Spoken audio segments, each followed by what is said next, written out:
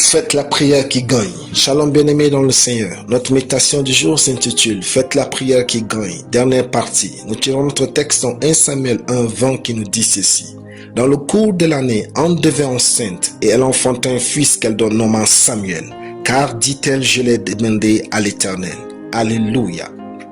La prière qui gagne est toujours suivie des actes appropriés et concrets.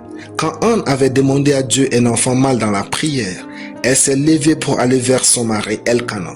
Puisqu'ils avaient le cadre légal du mariage, ils se sont connus et Anne a eu son enfant.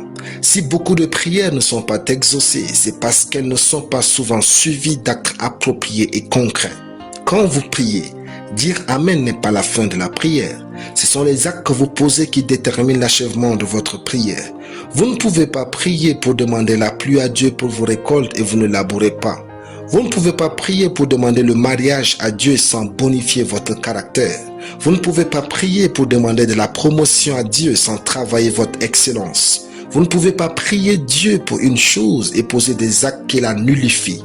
Examinez-vous et posez des actes qui s'accordent à vos prières. La foi est une démonstration comme le dit Hébreux 11. Si vous priez donc Dieu à propos de quelque chose, démontrez-lui votre foi par des actes appropriés et concrets. Si la foi a des œuvres, c'est parce que la prière a des actes appropriés et concrets.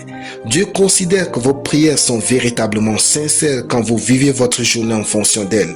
Imaginez qu'un étudiant demande à Dieu le succès académique et passe son temps sans lire sérieusement. Pensez-vous qu'il est sérieux? Pas du tout.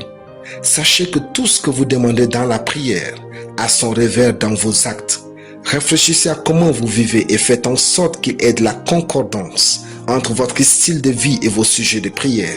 Identifiez vos habitudes qui ne sont pas conformes à vos prières et essayez d'en pratiquer en les remplaçant par celles qui y sont conformes.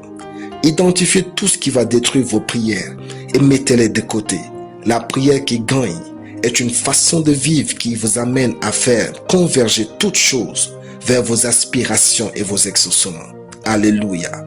Prions. Je suis béni de comprendre la parole de Dieu et d'agir de façon significative pour ma vie de prière au nom de Jésus. Amen. La lecture biblique en une année. Somme chapitre 16 à Somme chapitre 18. Soyez bénis, c'était le pain du ciel.